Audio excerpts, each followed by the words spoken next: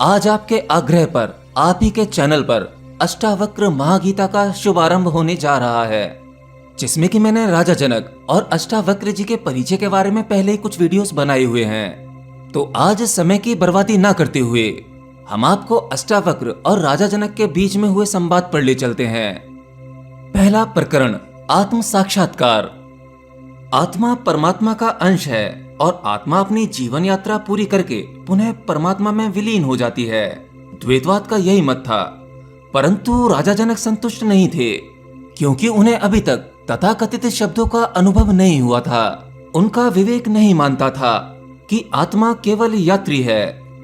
कुछ विद्वानों ने आत्मसत्ता को प्रमुख बताया, परंतु वे राजा जनक को संतुष्ट नहीं कर सके। गुरु वास्तव में ऐसा होना चाहिए जो अपनी बात कहे और विरोधियों की मिथ्या बातों का प्रमाणिक खंडन करे या फिर त्वरित बोध करा दे, जिससे शिष्य को प्रमाण की आवश्यकता ही ना रहे। गुरु वाक्य ब्रह्म वाक्य हो, और ऐसा अनुभव वही गुरु करा सकते हैं जिन्हें स्वयं को आत्मबोध हो। जिज्ञासु जनक गुरुवंदना करके आत्मज्ञान की लालसा में अष्टावक्र से विनय पूर्वक प्रश्न करते हैं, हे गुरुवर, सच्चे ज्ञान की प्राप्ति का सरल उपाय क्या है? मुक्ति के कौन से साधन हैं? इस भवसागर के पार कैसे उतरा जा सकता है? और आसक्तियों को कैसे त्याग कर सकते हैं? कृपया आप इन प्रश्नों के उत्तर देकर मुझे कृतार्थ करें।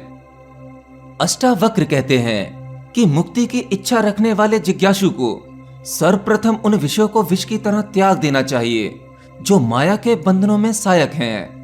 बंधनों को नष्ट करने वाले क्षमा, आर्जव, दया और सत्य जैसी महाऔषधि का अमृत के समान सेवन करना चाहिए। शिष्य जनक ने जिस आदर और उत्कंठा से प्रश्न किया, गुरु अष्टावक्र ने उसी स्नेह और सहजता से उत्तर भी दिया। गुरु शिष्य का संबंध समर्पण पर स्थिर है। मतलब शिष्य ने समर्पण किया तो गुरु भी समर्पित हो गया। अष्टावक्र जी ने विषय विकारों पर सर्वप्रथम प्रहार किया, जो असल में बाधाएं हैं, आसक्ति हैं। मनुष्य आसक्तियों से घिरा हुआ है। आसक्ति सदैव भ्रमित करती है, वास्तविकता से परिचित नहीं होने देती। ऐसी स्थिति में मनुष्य विकारग्रस्त हो जाता है। जैसे काम, क्रोध, मोह, लोभ, अहंकार, ये सभी आसक्तियां ही हैं जिसमें मनुष्य सदैव जकड़ा रहता है और स्वयं से विमुख होकर पतित हो जाता है। मतलब मनुष्य ने स्वयं से ही पीठ कर रखी है, और स्वयं से पीठ करने का अर्थ उसने परमात्मा से पीठ कर रखी है। लेकिन मनुष्य में फिर भी मुक्ति की इच्छा जागृत रहती है, क्योंकि मुक्ति की आकांक्षा मानवीय स्वभाव है। आप इस समाज में कितने ही घुल मिल क्यों ना जाएं, परंतु मुक्ति का वह बीज आपके भीतर ही है। इसलिए हर व्यक्ति में कभी न कभी मुक्ति की आकांक्षा हो ही जाती है। पर क्या मुक्ति इतनी सहज है? आदिकाल से योगी तपस्वी मुक्ति के मार्गों का अनुसंधान करते आए हैं। वह एक गूढ़ विषय है।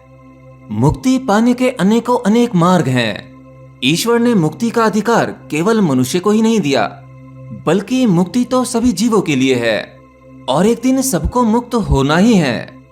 परंतु अष्टावक्र का मार्ग, इसे इतनी सरलता से कहा गया कि विषय शक्तियों का शमन करके उदारचित, दयावान, सत्यभाषी और आर्जवपूर्ण बनो, मुक्ति प्राप्त हो जाएगी। अष्टावक्र कहते हैं, मनुष्य पंचभूत नहीं है।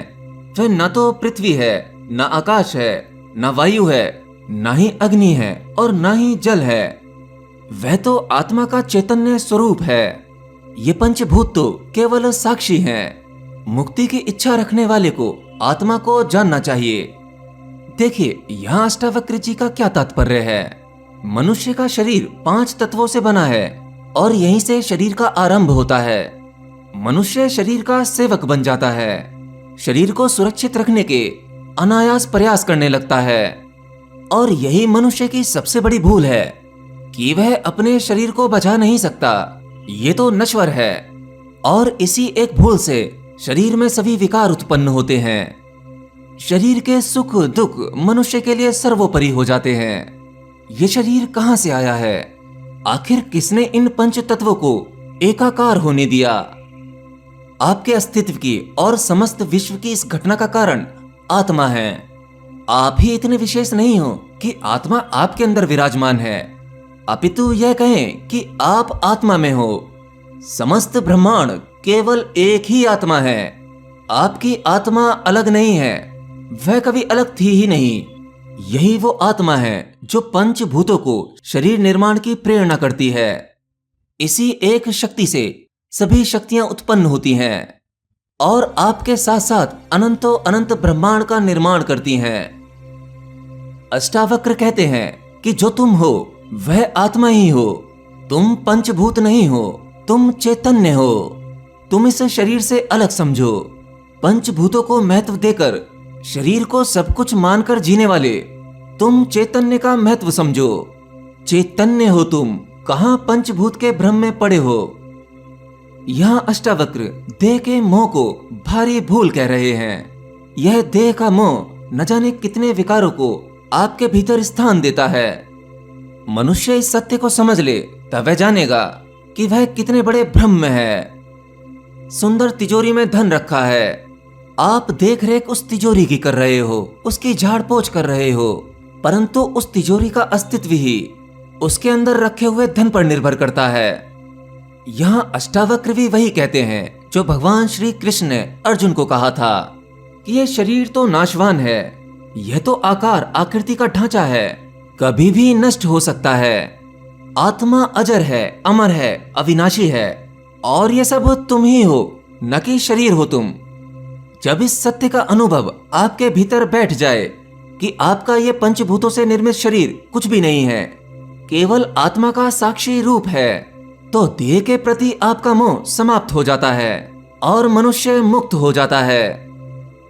अष्टावक्र कहते हैं कि यदि मनुष्य स्वयं को देह से अलग समझकर अपने चित्त में विश्राम करेगा तो वह तत्काल सभी संबंधों से मुक्त होकर सुख, शांति और आनंद का अनुभव करेगा। तुम न तो किसी वर्ण से जुड़े हो और न विषय से, तुम स्वयं ही सृष्टा दृष्टा हो। ये जो ब्राह्मण, क्षत्रिय आदि वर्ण है, ये शरीर के हैं और अन्य दूसरे शरीरों ने ये नाम आपको दिए हैं। तुम इन सब से मुक्त हो, निराकार हो और समस्त विश्व के साक्षी हो। जो चित्त शरीर में मग्न होते हैं वे नाना प्रकार के भौतिक बाधाओं में लिप्त हो जाते हैं। शरीर का महत्व होते ही मनुष्य स्वयं को वर्ण में जोड़ लेता है और शरीर से संबंध होते ही मनुष्य के अंदर अहंकार आ जाता है।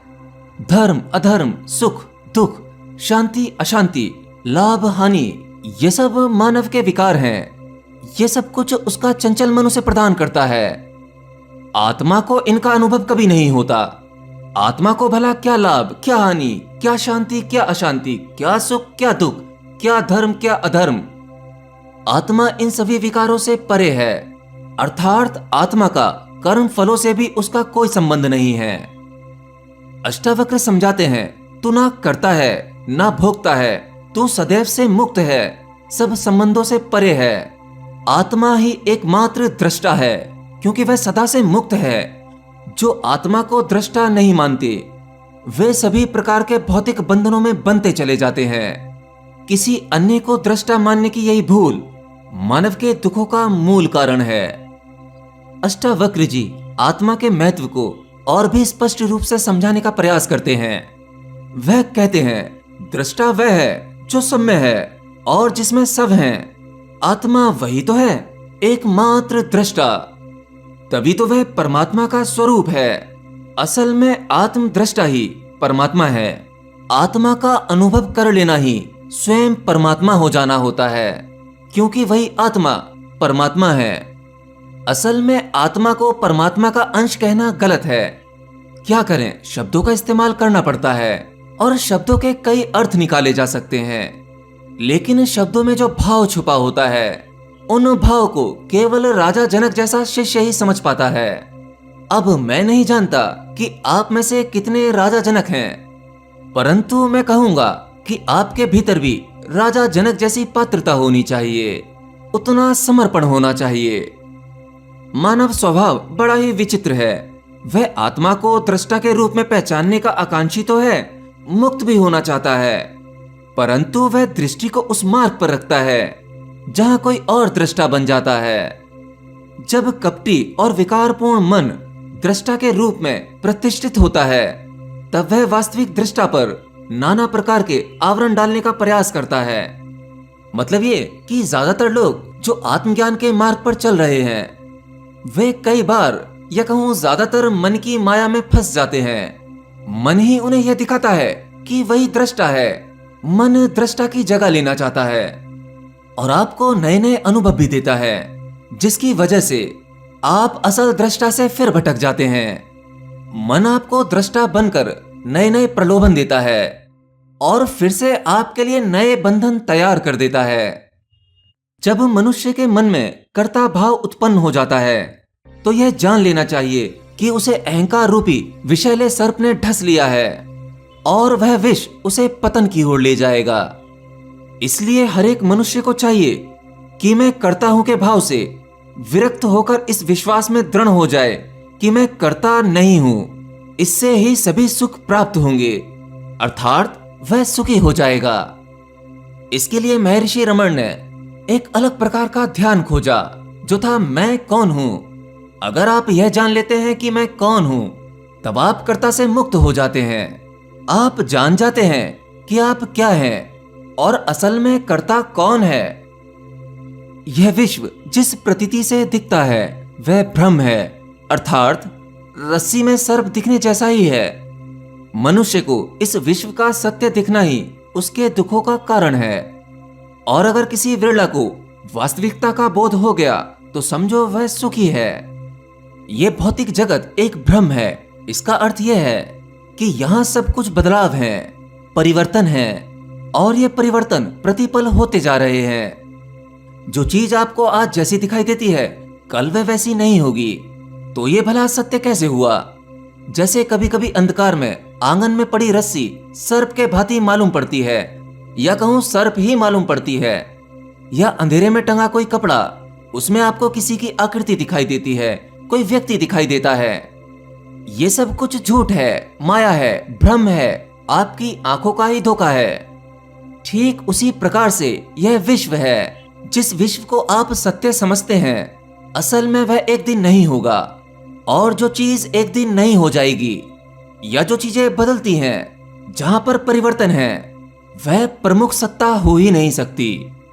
आपको अपनी भौतिक आंखों से जो दिखाई देता है, वह सब कुछ एक दिन नष्ट हो जाएगा। और जो आपको अपनी भौतिक आंखों से नहीं दिखाई देता, जो सूक्ष्म है, वह भी चला जाएगा। लेकिन इन सब के पार जो परम सत्ता है, जो अविनाशी है, जो सदा से थी, है और रहेगी, आपको उसी का बोध करना है। इसलिए यह विश्व जिसे आप सत्य समझ रहे हैं, या अन्य अनेकों अनेक लोग जो भौतिक नहीं है, ये सब कुछ नकली है। ये सब माया ने ही रचा है। आत्मा को सांसारिक रूप में देखने वाले अज्ञानी नहीं जानते कि वे पूर्ण साक्षी, पूर्ण मुक्त, पूर्ण चैतन्य, कर्म रहित, निराकार हैं। यानी अज्ञानी मनुष्य जो आत्मदृष्टि से परिचित नहीं है, वह अपना दृष्टा भौतिकता को मानता है, शरीर को मानता है। वह आत्मा को भी संसारी मानता है। असल में वह आत्मा को परमात्मा से अलग करके देखता है और अपने भौतिक साधनों से आत्मा को परमात्मा से मिलाने का स्वप्न देखता रहता है। भौतिक साधन वो जो आप अपने आसपास क्रियाकांड करते हैं, उस परमात्मा को पाने के या उसे खुश करने के, ये सब कुछ पाखंड के अलावा कुछ नहीं है। आप जिन साधनों से उसे ढूंढने निकले हैं, असल में वे साधन ही नश्वर हैं। वह सब कुछ भ्रम है और भ्रम से सत्य को नहीं पाया जा सकता। जब जीवात्मा अपने स्थूल के आवामंडल के भ्रम में पड़ा रहता है, तो उसकी मुक्ति संभव नहीं है। जीवात्मा मतलब आपके भौतिक शरीर के भीतर की परतें। अगर आप ध्यान वगैरह करके इस भौतिक शरीर के थोड़ा पार निकल भी जाते हैं, तो आप भीतरी शरीरों में फंस जाते हैं, फिर से मन के झंझटों में फंस जाते हैं। लेकिन जो व्यक्ति इन सभी माया को पार करते हुए अपने स्वयं में स्थित हो जाता है, वह उस सत्य को पा लेता है। संसार क्षणभंगुर है। आत्मा के अतिरिक्त सब कुछ नाशवान है। मनुष्य अपने जीवन में इस बात को अनेकों बार सुनता है और इसका न जाने क्या क्या अर्थ निकालता है। कई बार मनुष्य इसका अर्थ यह निकालता है कि यह संसार और यह शरीर एक दिन नष्ट हो जाएगा, तो मेरे पास समय कम है, तब मुझे शरीर के सभी सुख भोग लेने चाहिए और वह शरीर की सेवा करने में व्यस्त हो जाता है। शरीर कैसे कांतिवान हो, कैसे निरोगी हो, कैसे बलशाली हो, इसके लिए न जाने वह कितने नाना प्रकार के छल कपट करता रहता है। भोग विलास के द्वारा उसे क्षणिक और अस्थायी सुख का अनुभव भी होता है। और इतना छोटा सा सत्य तो आप भी जानते होंगे, जो सुख आपको आज मिलता है वह केवल क्षण भर के लिए रहता है। इसी प्रकार से दुख की अवधि भी कोई ज्यादा नहीं होती, यह भी चला जाता है। अष्टावक्र जनक से कहते हैं, ये समस्त विश्व तुझ में समाया है और तू समस्त विश्व में, अर्थात सत्य यही है कि तू ही विश्व है, विश्व ही तू है। तू सर्वदा मुक्त और शुद्ध स्वरूप है। बस कुछ प्रवृत्तियां तेरे चित्त को भ्रमित करके तुझे विकारों का प्रिय बना देती हैं और तू सत्य से दूर हो जाता है। देखिए, यह सृष्टि और मानव भिन्न हो ही नहीं सकते। सृष्टि में मानव और मानव में सृष्टि समाई है। इसीलिए कई योगियों को गहरे ध्यान में स्वयं के भीतर इस सृष्टि का साक्षात्कार होता है। मतलब इस छोटे से शरीर में समस्त ब्रह्मांड समाया है और उस ब्रह्मांड का अनुभव कई योगी अनेकों बार कर चुके हैं। आत्मा और ये विश्व पृथक नहीं है, अपितु संपूर्ण विश्व आत्मा में ही समाहित है। लोग कहते हैं ना कि पशु पक्षियों पेड़ पौधे इन सब में आत्मा है, या स्त्री या उस पुरुष में आत्मा है, आत्मा सब में समाई है। असल में आत्मा सब में समाई है यह कहना गलत है। कहना तो यह चाहिए कि सब कुछ आत्मा में ही समाया है। अष्टावक्र कहते हैं कि शुद्र विचारों का प्रभाव होता है और मनुष्य अपने आत्म रूप को भूल जाता है। उसे सत्य का ज्ञान नहीं होता और उसकी दृष्टि अद्वैत हो जाती है, जिससे कि वह विश्व को स्वयं से भिन्न देखता है। और यही वह भूल है जो मनुष्य को भवसागर से पार नहीं होने देती।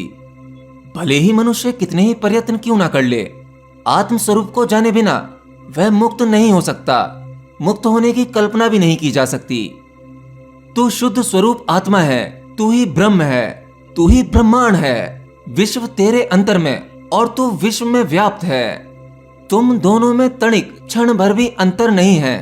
अपना दृष्टा स्वयं बन। तू क्षुद्र विचारों का आशय मत दे। छल कपट स्वार्थ को भगा और क्षमा उदारता और सत्य आदि का स्मरण कर, इनमें डूब जा।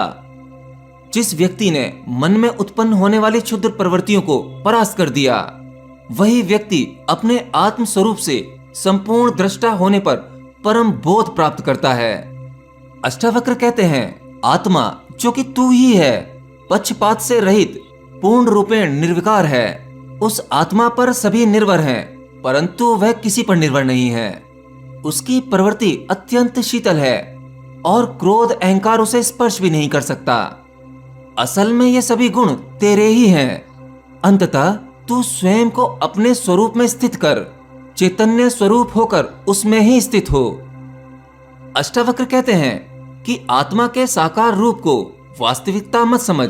उसका रूप तो निराकार, ज्ञानपूर्ण, अटल, अपरिवर्तनशील है।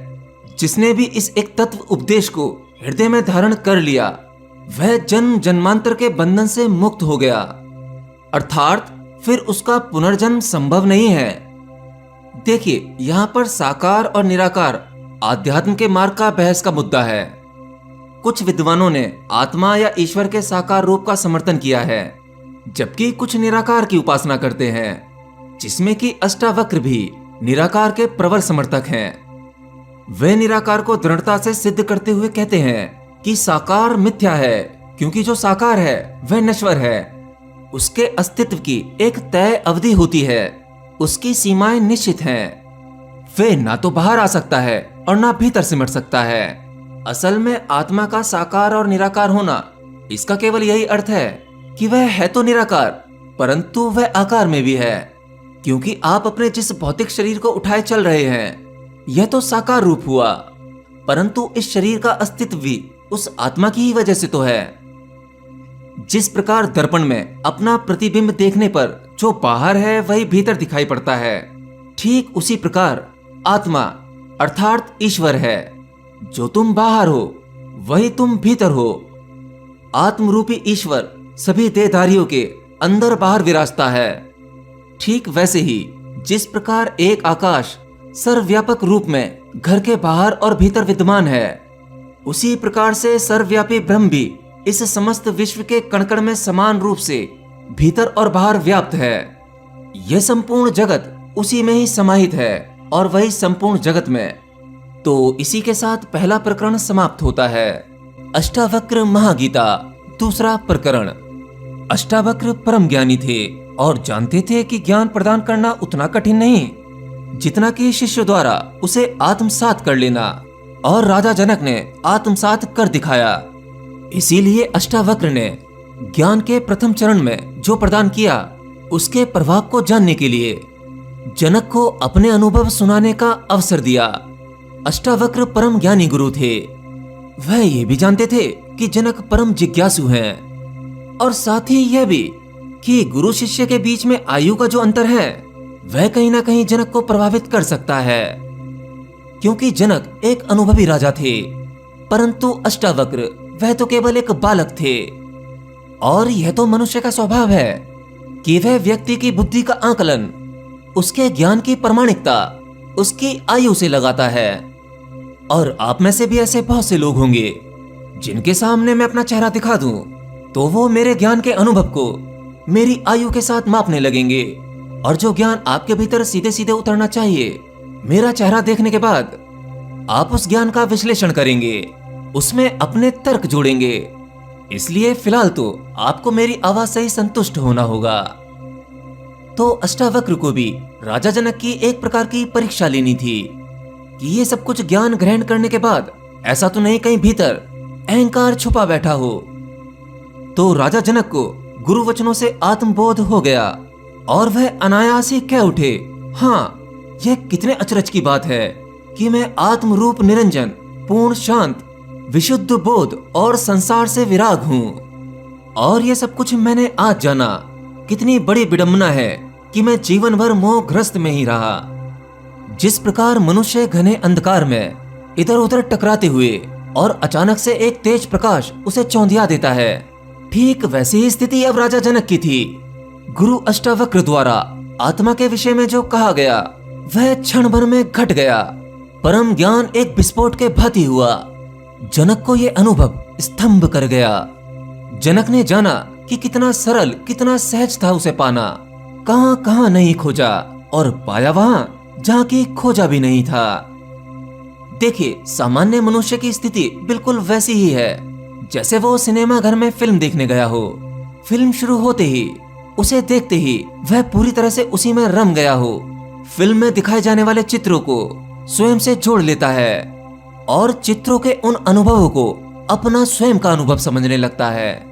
आप देखते होंगे, फिल्म में अगर खुशी का दृश्य है तो उस खुशी के दृश्य में जो इमोशंस आप फिल्म में देखते हैं वही इमोशंस आपके भीतर घटते हैं। जो दुख आप फिल्म में देखते हैं वही दुख अपने भीतर महसूस करते हैं। कलाकार का एक एक कैरेक्टर मानो वो आप ही निभा रहे हों। लेकिन जैसे ही फिल्म खत्म होती है, दी एंड होता है, फिर आप कहते हो कि अरे ये तो केवल एक फिल्म थी, और वापस से आप अपने सामान्य जीवन में आ जाते हो। और ज्ञान का घटना तो इससे भी अद्भुत घटना है। आपका जीवन केवल उस फिल्म के भांति ही है। ज्ञान का घटना संसार से मोह माया का दी एंड होना है, होश आना है, वैराग्य का घटना है।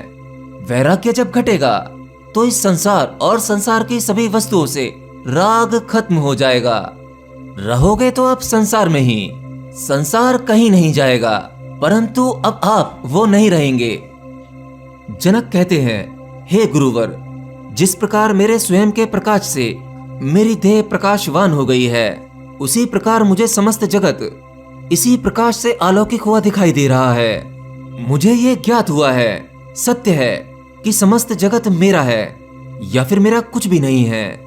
गुरु की असीम कृपा से कृतज्ञ राजा जनक अब बोध के अगले सोपान पर चढ़ने लगे और अपने अनुभव को भावपूर्ण स्वर में बता रहे हैं। हे सद्गुरु, आपकी कृपा से मुझे अपने विशुद्ध बोध रूप का ज्ञान हो गया। अब मुझे स्पष्ट होने लगा कि मैं अपने ही प्रकाश से प्रकाशित हो रहा हूँ। अंदर बाहर जो प्रकाश है वह सब मेरे अंतर से ही आ रहा है। मुझे अब प्रतीत हो रहा है कि देह तो मिथ्या है, यह जगत उसमें ही समाया है और मैं इसी जगत में ही समाहित हूँ। गुरुदेव, आश्चर्य है, जब देह का मोह छूट गया और विश्व में भी आसक्ति न रही तो मैं परमात्मा के साक्षात दर्शन कर रहा हूँ। अब यहाँ पर राजा जनक को परमात्मा के दर्शन का क्या तात्पर्य है? क्योंकि आत्मा, परमात्मा या ईश्वर वह तो निराकार है। अब निराकार के दर्शन कैसे संभव हैं? परंतु इसमें एक छोटा सा अंतर है। अष्टावक्र कहते हैं कि अपने इन चरम चक्षुओं से यानी अपनी भौतिक आंखों से ईश्वर के दर्शन नहीं हो सकते और यही बात जनक पर भी लागू होती है। आज तक आप जो भी कुछ देखते हैं या आपको जो भी अनुभव होते हैं, उन सभी जानकारी या उन सभी अनुभवों का कारण आपकी ये भौतिक आंखें हैं। इसलिए अब तक आपने जो कुछ जाना है वो इन भौतिक आंखों की वजह से जाना है और जो भी कुछ ये भौतिक आंखों ने देखा है वह केवल भौतिक ही हो सकता है। परंतु राजा जनक के अंतर पाठ ही नहीं बल्कि उनकी अंतर्दृष्टि भी खुल गई, स्वयं दृष्टा बन गए। और दृष्टा के लिए क्या संभव है? जिस प्रकार जल से उत्पन्न तरंगें वो झाग और बुलबुले जल ही हैं, अर्थात वो बुलबुले और झाग जल से भिन्न नहीं हैं। उसी प्रकार समस्त जगत भी आत्मा से भिन्न नहीं है। समस्त जगत उसी में ही समाहित है और उसी से उत्पन्न है।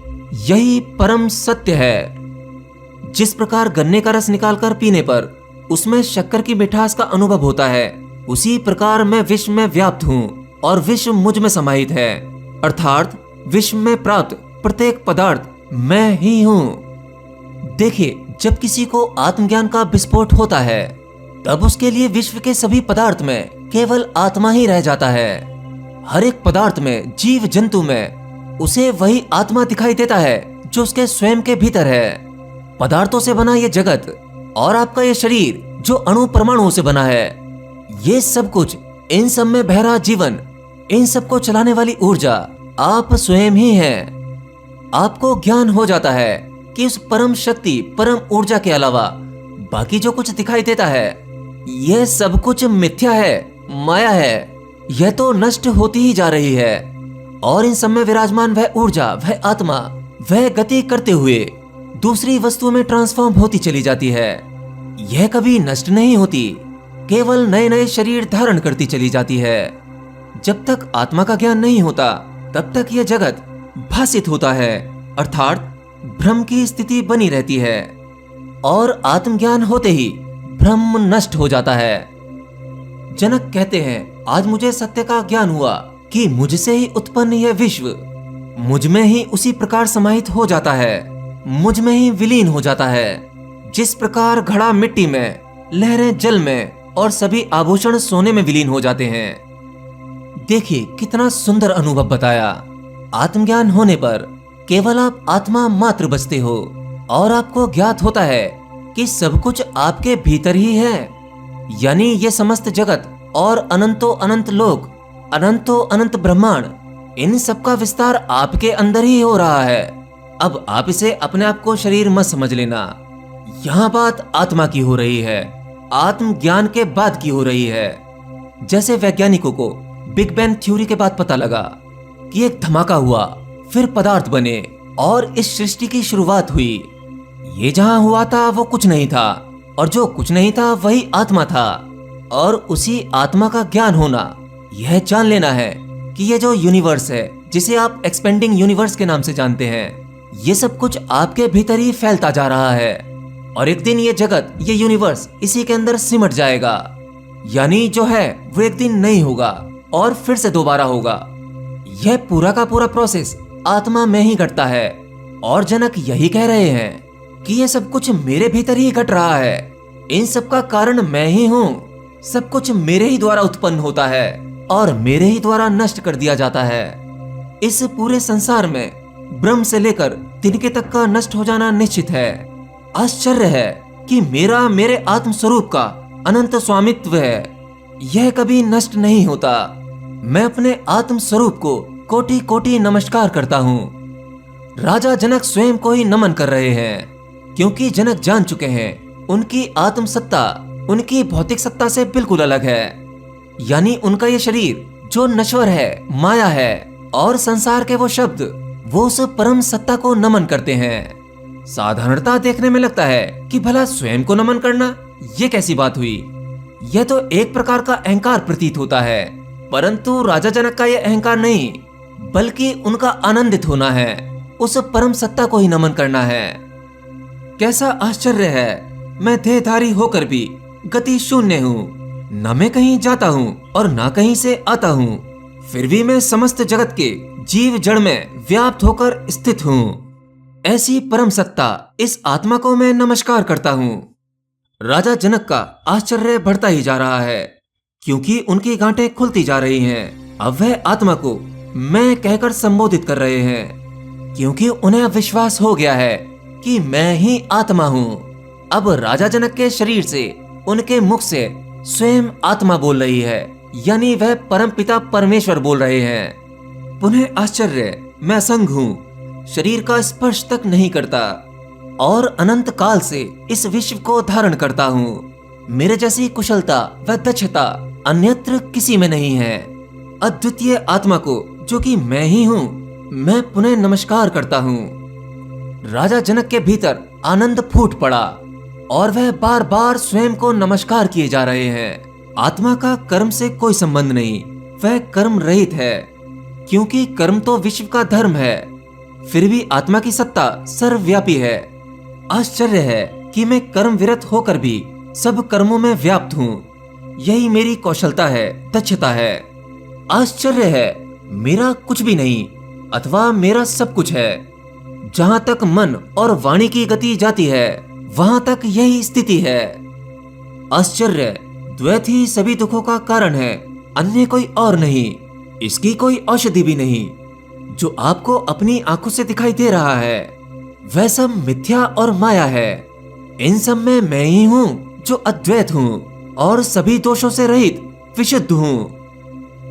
धीरे धीरे राजा जनक के और भी अनोखे अनुभव बढ़ते जा रहे हैं, वह और गहरा उतरते जा रहे हैं। इसलिए अब वह कहते हैं कि जो विश्व मुझ में प्रतीत होता था, वह मुझ में नहीं है, क्योंकि मैं किसी बंधन में नहीं हूँ। मैं मोक्ष की इच्छा भी नहीं रखता, मैं किसी के आश्रित भी नहीं हूँ। मैं तो परम शांत और सभी भ्रमों से मुक्त हूँ। यह अनुभव पूर्व में हुई अनुभूति का विस्तार है। पहले आत्मा विश्व में व्याप्त और विश्व आत्मा में समाहित प्रतीत होता था। अब राजा जनक उस स्थिति से आगे निकल आए हैं, क्योंकि वह निर्बंध हो गए हैं। अब मोक्ष और मुक्ति का भी बंधन नहीं है, उसकी भी आकांक्षा नहीं है। आत्मज्ञान के मार्ग पर एक छोटा सा बंधन भी, एक छोटी सी इच्छा भी, अब चाहे वो आत्मा, परमात्मा या मोक्ष की इच्छा क्यों ना हो, यह बड़ा बंधन साबित होती है। आत्मसत्ता के परम रहस्य से पर्दा नहीं उठने देती। राजा जनक अब उस स्थिति पर पहुंच चुके हैं। यह संसार जो अपने आकार के साथ दिखाई पड़ता है, वास्तव में यह है ही नहीं, और यही परम सत्य है। यह केवल कल्पित विश्व है, जो केवल कल्पना के कारण दिखाई पड़ता है, और अस्तित्वहीन को देखना स्वप्न के समान है। केवल आत्मा ही सत्य है, शुद्ध चैतन्य है और कुछ नहीं। आपकी ये देह स्वर्ग नरक भौतिक बंधन है।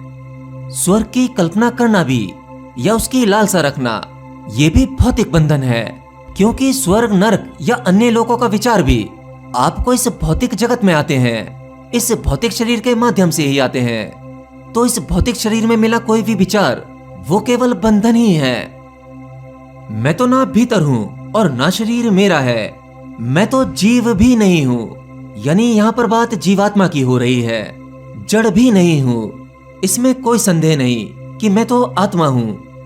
जीवित रहने की कामना और इच्छा ही मेरा बंधन है। मैं सर्वव्यापी समुद्र हूँ। मेरी चित्त वायु से ही सब क्रियाएं संभव हैं। मैं ही समुद्र हूँ, मतलब बूंद सागर में मिल गई, बूंद का अस्तित्व खत्म हो गया।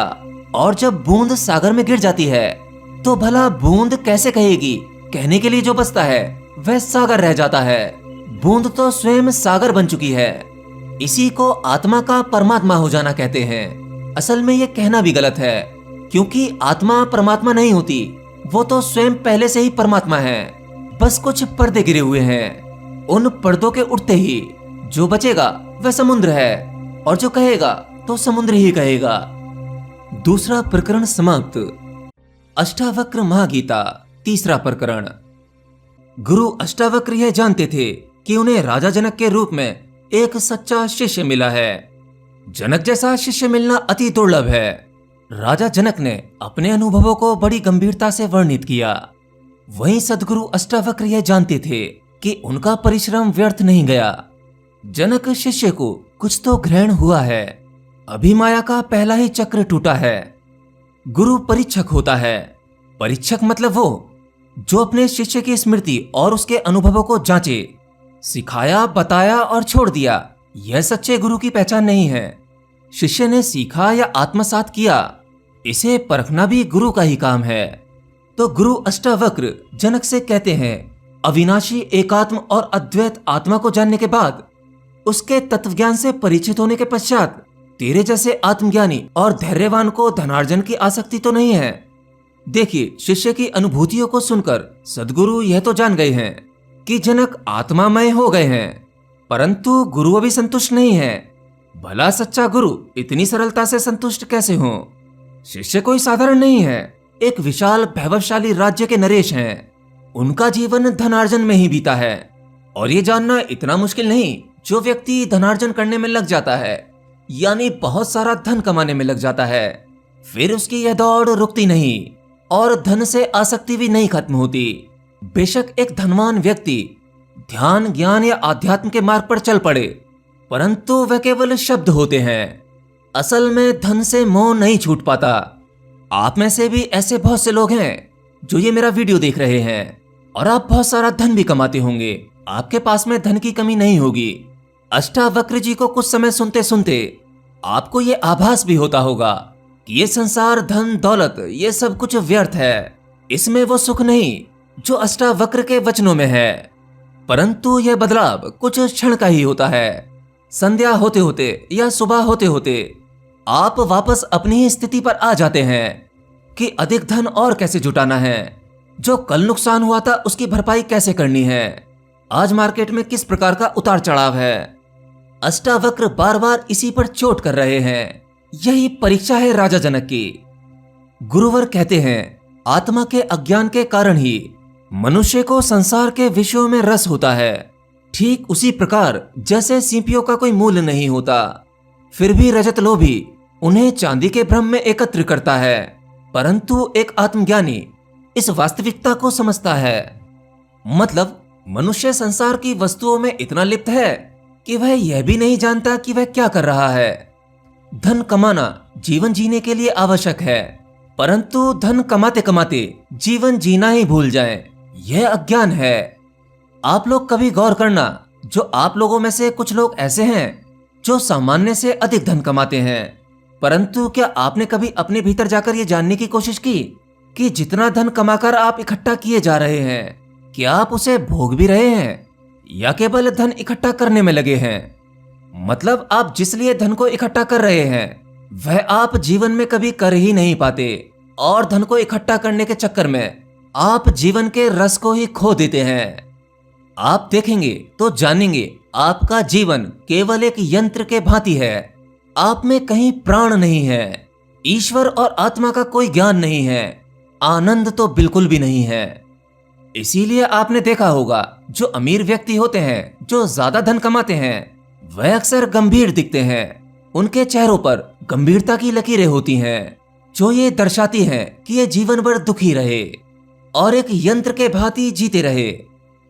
अष्टावक्र राजा जनक से, जो विशुद्ध चैतन्य स्वरूप, जो आत्मा के विषय में सुनकर और जानकर भी आसपास के विषयों में आसक्त रहता है, वह मलिनता को प्राप्त करता है, अर्थात वह ज्ञानी होकर भी एक मूढ़ है। इस एक सूत्र में अष्टावक्र एक अत्यंत महत्वपूर्ण कड़वा सच सामने लाते हैं कि जो व्यक्ति आध्यात्म के मार्ग पर चलने के बाद, आत्मा और परमात्मा के विषय में सुनने और समझने के बाद भी संसार के सभी वस्तुओं और चीजों में विलुप्त रहता है और कभी कभी भारी रूप से ढोंग करता है कि वह आत्मज्ञानी है और अच्छे शब्दों का चयन करके लोगों को ज्ञान भरी बातें देता है, परंतु वह स्वयं सांसारिक वस्तुओं से मुक्त नहीं हो पाया है। ऐसा व्यक्ति ज्ञानी प्रतीत होते हुए भी मूढ़ है। मूढ़ मतलब एक मूर्ख व्यक्ति। गुरु अष्टावक्र जिन व्यक्तियों का ज्ञान और मोक्ष प्राप्ति ही लक्ष्य है, वे भी विकारग्रस्त होकर काम वासना की पूर्ति हेतु भोग विलास में लिप्त हो जाते हैं। यह तो घोर आश्चर्य है। काम वासना मनुष्य की ये सबसे गहरी जड़ें हैं, जो मनुष्य को वृद्धावस्था तक नहीं छोड़ती। यानी इस सूत्र में अष्टावक्र मानव की सबसे क्षुद्र निर्बलता कामुकता पर प्रहार करते हैं। देखिए, काम वासना एक ऐसी अग्नि है जो बड़े बड़े ज्ञानी मुनियों को कामातुर करके उनके व्रत को खंडित कर देती है, यानी ब्रह्मचर्य तोड़ देती है। सामान्य मनुष्य का क्या कहना, जबकि विश्वामित्र जैसे महर्षि इसके प्रहार से बच न सके। यह बात अष्टावक्र को आश्चर्यचकित करती है कि ऐसे ब्रह्म ज्ञानी जो परम अद्वैत में स्थित हैं और मोक्ष ही उनके जीवन का लक्ष्य है, वे भी माया के इस फेर में पकड़कर विकारग्रस्त होकर काम वासना से पीड़ित हो जाते हैं और भोग विलास में लिप्त हो जाते हैं। यह मानवता के मन की निर्बलता की ओर संकेत है। गुरु अष्टावक्र इस सूत्र के माध्यम से राजा जनक को यह सचेत कर रहे हैं कि तू आत्मज्ञानी होने पर निश्चिंत ना हो जाना, क्योंकि अभी माया क्षीण हुई है, नष्ट नहीं हुई है। मनुष्य के ज्ञान को नष्ट करने वाले शत्रु का नाम काम वासना है। और आश्चर्य की बात तो यह है कि मनुष्य इसे भली भांति जानता है। जब मनुष्य का अंत समय आता है और वह अति दुर्बल हो जाता है, तब भी उसे काम वासना की लालसा बनी रहती है। गुरु अष्टावक्र इस सूत्र के माध्यम से जनक को मनुष्य के सबसे प्रबल विकार की ओर स्पष्टीकरण कर रहे हैं। अष्टावक्र ने काम वासना को त्याग योग्य नहीं कहा। वे जानते हैं कि यह प्रकृति प्रदत्त भावना है जो कि सृष्टि के सर्जन के लिए आवश्यक है, परंतु वे काम वासना की अति को घातक बताते हैं। और मुझे भी ऐसा ही लगता है। काम वासना प्राकृतिक है, इससे घृणा करने से कुछ हासिल नहीं होगा। इसका उपयोग केवल सर्जन करने के लिए किया जाए, पति या पत्नी बढ़ता होकर भी किया जाए, तो भी आप आध्यात्म के मार्ग पर गति कर सकते हैं। परंतु इसकी अति हो जाना, एक स्त्री भोगी अब दूसरी भोगना, फिर तीसरी भोगना, बस जीवन भर इसी काम वासना में आसक्ति रखना, अष्टावक्र यही सबसे घातक बताते हैं। ऐसे में भला राजा जनक कैसे इंद्रिय जीत हो सकते हैं? मतलब वे काम वासना की इस इंद्रिय पर कैसे विजय पा सकते हैं? क्योंकि काम वासना जैसी ऊर्जा आपको कुछ पल के लिए धोखा दे सकती है, परंतु यह मृत्यु के क्षण से पहले भी सक्रिय हो सकती है। गुरुवर कहते हैं, यह भी कम आश्चर्य नहीं है कि आत्मा और विश्व के भेद को जानने वाला और मोक्ष का प्रबल आकांक्षी मनुष्य भी मोक्ष से ही भयभीत होता है। मतलब मानव मन की गति बड़ी विचित्र है। वह आसक्तियों का दास है। माया तो महाठगनी है और शक्तिशाली भी। माया के पास भ्रम फैलाने के अचूक अस्त्र हैं। माया तो महाज्ञानियों को भी भ्रमित कर देती है। देवऋषि नारद जैसा आत्म विशारद कौन होगा, परंतु माया ने उन्हें भी भ्रमित कर दिया था। जिस जंगल से देवऋषि नारद रोज गुजरते थे, एक बार वहां भव्य राजमहल प्रतीत हुआ। उत्सुकतापूर्ण वह महल के अंदर चले गए। वह महल तो इंद्र के दरबार से भी सुंदर लग रहा था। सिंहासन पर अपरिचित राजा बैठे हुए थे। तीनों लोकों में ऐसा कौन राजा था जिसे भला नारद नहीं जानते थे? उनकी दृष्टि पर माया का पर्दा पड़ चुका था। माया ने उनकी बुद्धि को ठग लिया था। इसके बाद विश्व मोहिनी सामने आई तो नारद सम्मोहित हो गए। रति, शची, रंभा, मेनका, उर्वशी को देखा था। उनको देखने के बाद भी कभी उनके मन में काम वासना का विचार न आया था, पर विश्व मोहिनी को देखकर नारद कामातुर हो गए। फिर जब नारद ने विश्व मोहिनी की हाथ की रेखाएं देखी, तब उनके अंदर अन्य विकार जागृत हो उठे। विश्व मोहिनी की हाथ की रेखाओं में था कि उनका वर तीनों लोकों का अधिपति होगा और चिरकाल तक संसार में पूजनीय होगा। नारद जानते थे कि ये रेखाएं श्री हरि की ओर संकेत कर रही हैं, परंतु उनकी बुद्धि पर पर्दा पड़ गया था, इसलिए कामुकता को सबसे ज्यादा प्रबल बताया गया। गुरुदेव कहते हैं कि एक धैर्यवान वह आत्मज्ञानी भले ही कितने ही कष्ट क्यों ना सह रहा हो और पीड़ा से कराहता हो, फिर भी वह केवल एकांत में रमा रहता है। उसे किसी प्रकार का न तो कोई हर्ष होता और न ही क्रोध आता है। यहां बात स्थिरता की है। अगर आप अपने भीतर स्थिर हो सकें, तब आपको कोई भी विकार छू नहीं सकते। दुनिया का कोई कष्ट आपको दुखी नहीं कर सकता। और संसार का कोई सुख आपको सुखी भी नहीं कर सकता। अगर आप दोनों अतियों के बीच में ठहर सकते हैं तो आप सभी विकारों से मुक्त हो सकते हैं। जब भगवान बुद्ध ध्यान में बैठे हुए थे तब स्वर्ग की अप्सराओं ने उनका भी ध्यान भंग करने का प्रयास किया था, परंतु वे स्वयं के बीच में स्थित हो गए थे तथा सभी विकार मुक्त थे। जो व्यक्ति अपने शरीर और दूसरे के शरीर को अलग नहीं मानता, मतलब आपका शरीर और मेरा शरीर भिन्न नहीं है, ऐसा व्यक्ति सभी व्यक्तियों में स्वयं के ही दर्शन करता है। मतलब ऐसा महान ज्ञानी अपनी प्रशंसा और निंदा से कभी भी हर्षित या दुखी नहीं होता। गुरुदेव कहते हैं, जिस ज्ञानी की मानसिकता इतनी इच्छाहीन हो जाती है कि वह मोक्ष की कामना तक का विचार नहीं करता, इस प्रकार के आत्मज्ञानी की तुलना किसी से भी नहीं की जा सकती। देखिए, मोक्ष की आकांक्षा हर व्यक्ति को होती है, जिसमें कि घोर दुराचारी, धन को छल प्रपंच से हड़पने वाला व्यक्ति, वह भी थोड़े बहुत दान और पाखंड से मोक्ष की इच्छा रखता है। एक अज्ञानी व्यक्ति प्रतिदिन मंदिर जाता है और वहां बैठे भूखे याचकों की ओर नहीं देखता, वह सीधा भगवान की मूर्ति के पास जाकर माथा टेकता है और मोक्ष की प्रार्थना करता है। यह जीवन जीने का ही ढोंग है। वह माया जाल में इस प्रकार फंस गया है कि उसे सत्य का आभास तक नहीं। वह मोह के अधीन फंसा हुआ है। इस प्रकार के मनुष्य ने स्वयं को माया का दास बना लिया है और भौतिक सुखों में उसकी आसक्ति इतनी बढ़ गई है कि यदि उसके किसी थोड़े बहुत पुण्य के प्रभाव से उसे मोक्ष देने को कह दिया जाए और कहा जाए कि मोक्ष में शरीर नहीं मिलता, तो वह मोक्ष भी नहीं चाहेगा, क्योंकि शरीर का बंधन ही तो है जो आपको मृत्यु से डराता है। और बिना शरीर के वह भला भोग विलास कैसे कर पाएगा? तो आप बिना इस शरीर के मोक्ष में भी नहीं जाना चाहेंगे। इसके अतिरिक्त एक आत्मज्ञानी अपने आप में इतना एकात्म हो जाता है कि उसे कभी मोक्ष का विचार तक नहीं आता। इस प्रकार के आत्मज्ञानी की तुलना किसी से नहीं की जा सकती। ऐसा व्यक्ति तो सर्वश्रेष्ठ अतुलनीय है। अष्टावक्र कहते हैं, जो स्थिर प्रज्ञानी इस सत्य को अच्छी तरह से जानता है कि वह जो जगत देख रहा है वह वास्तव में है ही नहीं और ना ही कभी होगा। एक धैर्यवान विवेकवान की दृष्टि से इस संसार में क्या ग्रहण करने योग्य है और क्या त्यागने योग्य है, उसे सब ज्ञात है। ये संसार जो आपको दिखाई देता है वास्तव में यह है ही नहीं। यह तो उस एक की ही अनेक रूपी सत्ता है जो एक दिन उसी में ही विलीन हो जाएगी। परंतु जैसा वह दिखाई देता है वह वास्तविकता में नहीं है। असल में इस भौतिक जगत के रहस्यों के बारे में ही आपको नहीं पता और आप इस विश्व को सत्य मानते हैं। इस भौतिक जगत में यानी इस संसार में अभी ऐसी भी बहुत सी चीजें बाकी हैं जिनसे अभी पर्दा नहीं उठा है, जिन रहस्यों को विज्ञान भी नहीं जान पाया है।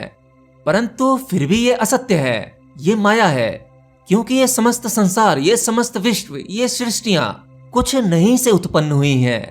एक बिंदु से धमाका हुआ, ऊर्जा से पदार्थ बने, ग्रह बने, अनंतो अनंत ब्रह्मांड बने। ये सब कुछ नहीं से उत्पन्न हुआ है जो कभी नहीं था, और एक दिन ये समस्त ब्रह्मांड उस शून्य में ही समा जाएगा और इसे विज्ञान भी मानता है। इसीलिए इस संसार को परम ज्ञानी माया कहते हैं। जो ज्ञानी पुरुष निर्मल होकर इच्छाओं का त्याग कर देता है, फिर उसे सौभाग्य से प्राप्त भोगों से न तो कोई कष्ट होता है और न ही तृष्टि होती है। इस सूत्र में अष्टावक्र का संकेत आत्मज्ञानी के भोगों की ओर है। मतलब ऐसा ज्ञानी पुरुष जो सहजता से निर्मल होकर अपने मन और अपने सभी कर्मों को उस परमात्मा में ही समर्पित कर दे, स्वयं को कर्ता न जाने, तब ऐसे व्यक्ति को सौभाग्य से परमात्मा द्वारा दिए गए जो भी भोग मिलते हैं वह उन भोगों और कर्मों से भी मुक्त रहता है।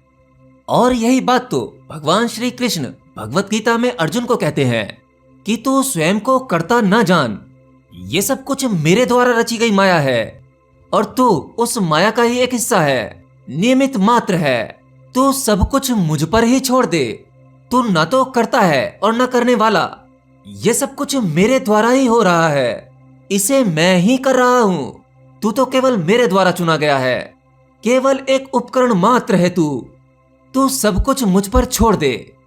ये मत सोच कि तेरे द्वारा इतने लोगों की हत्या होगी और तू उस हत्या का भागीदार होगा। जब तू करता होगा ही नहीं तो उसका भागीदार भी नहीं होगा। तू तो तुरंत अपने कर्मों से मुक्त हो जाएगा। फिर तुझे उसका कोई फल नहीं मिलेगा। तो कर्म मुक्त है। बस तुझे इसी का ज्ञान होना है, तुझे यही जानना है। देखिए, हम करता है, असल में हम यही जानते हैं कि हम करने वाले हैं, और यही हमारा संसार में स्वयं का होना होता है, जिससे संसार में आसक्ति बढ़ जाती है। अगर आप इस छोटे से सत्य को जान लें कि तुम करने वाले नहीं हो, ये सब कुछ तुमसे करवाया जा रहा है, तत्क्षण तुम मुक्त हो, अकर्ता हो। अष्टावक्र महागीता, चौथा प्रकरण। गुरु संतुष्ट नहीं, स्वाभाविक रूप से शंकित हैं, क्योंकि शिष्य ने यह तो पुष्टि कर ली थी कि ज्ञान प्राप्ति में कितना समय लगता है, परंतु गुरु को यह संतुष्टि नहीं दी कि वह कितने समय में ज्ञान को आत्मसात करके उसका अनुसरण कर सकेगा। अष्टावक्र विशिष्ट गुरुओं में से हैं, एक दुर्लभ शिष्य जिसे गुरु भी पाकर गर्वान्वित हो उठता है। परंतु यह स्थिति विचित्र है। परस्पर निष्ठा, विश्वास व आशा का अभाव नहीं है, परंतु जो है उसे शब्दों में व्यक्त नहीं किया जा सका। गुरु ने प्रथम चरण में 19 श्लोक कहे और राजा जनक यानी शिष्य ने अनुभूतियों की 18 श्लोकों में व्याख्या कर दी। गुरु का हृदय भले ही प्रफुल्लित हुआ हो, परंतु मुख पर प्रशंसा का भाव तक नहीं था। अष्टावक्र वाकई बड़े अद्भुत गुरु रहे, जो जानते थे कि अपने शिष्य को ज्ञान देते समय किस प्रकार के भाव देने हैं। भाव से मेरा मतलब है एक्सप्रेशन।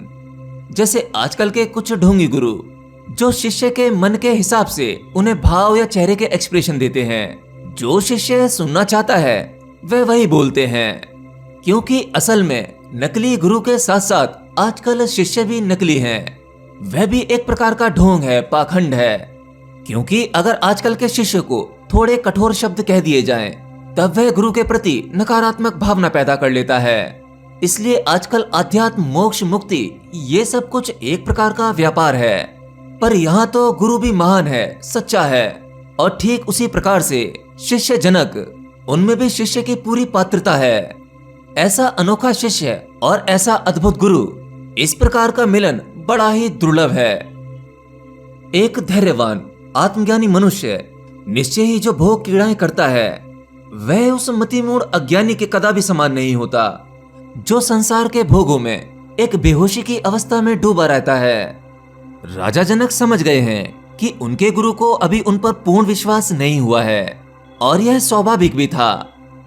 जनक भी अनुभवी और ज्ञानी हैं, उन्हें अब आत्मबोध भी हो गया है, अतः उन्हें यह समझते देर नहीं लगी कि गुरु अपनी प्रवृत्ति और दायित्व के अनुसार पूरी परख कर लेना चाहते हैं। ठीक वैसे ही जैसे कुम्हार अपने द्वारा निर्मित घड़े को जब तक ठोक बजाकर देख नहीं लेता, उसे परख नहीं लेता, तब तक वह ग्राहक को नहीं देता। राजा जनक अपने गुरु को संतुष्ट करना चाहते हैं और दृढ़ता पूर्वक कहते हैं, हे गुरुवर, धैर्यवान और आत्मज्ञानी निर्लिप्त भाव से भोग क्रीड़ाएं करता है, यानी संसार के सुख दुख भोगता है, जिसमें उसे ना तो रस की प्राप्ति होती है और न तृप्ति मिलती है, परंतु एक मूढ़ अज्ञानी सांसारिक सुख दुख और भोग विलास में लिप्त रहता है, उससे बंधा रहता है। इन दोनों में कदापि समानता नहीं की जा सकती। जिस पद को पाने के लिए इंद्र आदि देवता भी दीनहीन होकर याचना करते हैं, ठीक उसी पद पर स्थित होकर भी आत्मज्ञानी को कोई हर्ष नहीं होता, और यह आश्चर्य ही है। अब देखो, जनक यहाँ पर अपने आप को आत्मज्ञानी, एक योगी कह रहे हैं, क्योंकि अब गुरु अष्टावक्र जी ने शिष्य जनक को मैं की संकीर्णता से निकाल दिया है। वो मैं अब मिट चुका है। वे कहते हैं कि जिन दुर्लभ पदों की प्राप्ति के लिए इंद्रदेव आदि देवता दीनहीन होकर व्यवहार करते हैं, तो एक योगी तो उन पदों पर स्थित होकर भी हर्षित नहीं होता। योगी निर्लिप्त रहता है। एक योगी तो मोक्ष की कामना का विचार तक नहीं करता। कैसा मोक्ष, कैसी मुक्ति? आखिर ये मोक्ष मुक्ति किसे चाहिए? अब तो वह चाहने वाला भी नहीं रहा। एक योगी को ना तो कुछ पाने की लालसा होती है और ना ही कुछ खोने का भय, क्योंकि एक सच्चा योगी तो द्वंद्व के बीच में स्थित हो जाता है। देखिए, मध्य में यानी बीच में स्थित होना सरल नहीं है, क्योंकि हर एक स्थिति परिस्थिति के दो पहलू होते हैं। जैसे जहां दुख है वहां सुख भी होगा, दिन है तो रात भी होगी। तो इसी प्रकार से अगर आप अपने जीवन में हर एक परिस्थिति में बीच में यानी मध्य में स्थित रह सको तो समझो आप एक सच्चे योगी हो। एक आत्मज्ञानी कभी प्रयासरत नहीं होता। सब मैं ही हूँ, सब कुछ मेरा ही है अथवा मेरा कुछ नहीं है। देवता भले ही पद प्राप्ति के लिए या ज्ञान प्राप्ति के लिए वर्षों स्तुति करते हैं, याचना करते हैं, परंतु एक आत्मज्ञानी जिसे सब कुछ सहज ही प्राप्त होने के बावजूद उसे उस ज्ञान और मोक्ष के प्रति भी कोई आकर्षण नहीं होता। योगी इच्छा रहित होता है। जिस महान आत्मा ने यह परम सत्य जान लिया है कि यह समस्त विश्व उसी चैतन्य आत्मा का रूप स्वरूप है, उसे वर्तमान में स्वैच्छिक आचरण व्यवहार करने से रोक सकने जैसी सामर्थ्य किसी में नहीं है। आत्मज्ञानी की अपार आत्मशक्ति का उल्लेख करते हुए राजा जनक कहते हैं कि जब एक हाथी अपने ढील ढोल से अनभिज्ञ रहता है तभी तक उस पर महावत का अंकुश भारी होता है। जब उसे अपने विशाल आकार का पता चल जाता है तब कोई अंकुश उसे वश में नहीं कर सकता। देखिए, मुक्ति या मोक्ष सबको मिला ही हुआ है। असल में अज्ञानता और भ्रम ही व्यक्ति को वास्तविकता से परिचित नहीं होने देती। केवल माया किस प्रकार सृष्टि की सबसे बुद्धिमान रचना यानी मानव को अपना दास बना लेती है, कितना बड़ा आश्चर्य है। एक आत्मज्ञानी के साथ ऐसा होना कदापि संभव नहीं है। वह परम सत्ता को भली भांति जान चुका होता है जो कि वह स्वयं ही है। ये जगत उसी से उपजा है, तो जब सब कुछ उसी से निर्मित हुआ है, सबका कारण वह स्वयं ही है, तो भला किसकी सामर्थ्य है कि उसको स्वेच्छापूर्वक निष्काम आचरण करने से रोकने का साहस भी करे। ब्रह्म से लेकर चींटी तक जो 4 प्रकार के प्राणी हैं, जैसे जरायुज, अंडज, अधिभज और स्वेदज, इन सभी में से मात्र आत्मज्ञान ही ऐसा सामर्थ्यवान है जो इच्छा और अनिच्छा दोनों का ही परित्याग कर सकता है। अब देखिए, इस जगत में सभी जीव जंतु वे सभी इच्छा अनिच्छा से संचालित होते हैं। इनमें से कोई भी इच्छा अनिच्छा को त्यागने का सामर्थ्य नहीं रखता। इन सब की एक प्रोग्रामिंग है, प्राकृतिक रूप से रचा हुआ एक सिस्टम जिसके पार ये नहीं जा सकते। लेकिन मनुष्य विशेष है। एक आत्मज्ञानी ही ऐसा सामर्थ्यवान होता है जो इच्छा अनिच्छा का परित्याग कर सकता है और करता भी है। ऐसे ही महान पुरुषों की कहानी मैं आपको सुना रहा हूं।